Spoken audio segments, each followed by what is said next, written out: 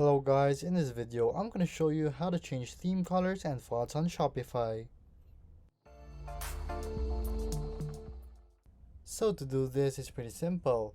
So here in your online stores, just head on to your own page and customize it. From here in your customizer, all you have to do is locate the place where we want to change the part that we want. So here's our header.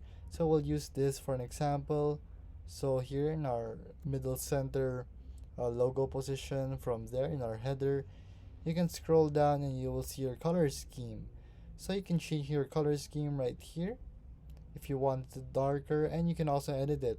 So if you want gradient, you can also do so like this, and there you go.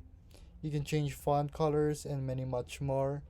So here you have your text, so you can use this as you can see, and then you can also have your solid button background. From there you can change its color, and there you go. So that's your editing scheme number 3. You can change and also swap simultaneously from 1 to 5. And there you go guys, it's just that simple. So if this video was helpful, please hit the like button and don't forget to subscribe.